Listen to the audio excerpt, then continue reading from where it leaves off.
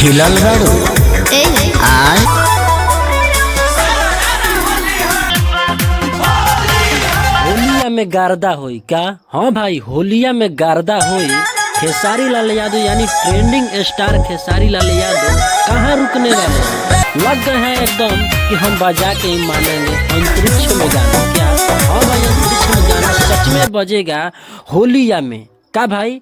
होलिया में गारदा होई तो लेकिन ट्रेंडिंग स्टार के अगर बात कर जाओ तो बहुत ही ब्लास्ट गाना आवे वाला बात जो कि ग्लोबल म्यूजिक जंक्शन से का। तो ग्लोबल म्यूजिक जंक्शन से ई पोस्टर पोस्ट भइल ह, लेकिन पावर स्टार पवन सिंह के हमरा पता नहीं के चलत, यानी पूरा फैंस के पता नहीं के चलत कि माजरा का बा कि होली गाना अभी तक ना आइल। तो ई गाना के वेट करे के बा, कमिंग सोन में बा।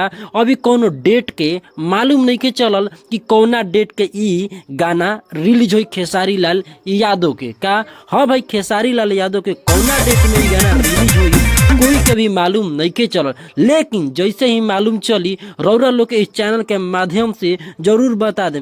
अगर जितना भी ट्रेंडिंग स्टार यानी हिट मशीन यानी खेसारी लाल यादव इकलौता के फैंस होई तो इस चैनल के सब्सक्राइब कर दे ताकि हर वीडियो आवे से पहले अंतरिक्ष में गाना बाजे से पहले रौरा लोग को अपडेट मिल जाए। हम नहीं कि अंतरिक्ष में गाना बजावे के कहत उहे कहत रहे पावर स्टार पवन सिंह तो कहले बड़े खेसारी लाल यादव का कि हाँ अगर भैया के आदेश रही तो काहे न अंतरिक्ष में गाना बाजी, जरूर गाना बाजी। तो एक बैक टू बैक गाना खेसारी लाल यादव यानी हमनी को हिट मशीन गाना लेके आ रहा बानी जो होली में गाना मचैले बानी।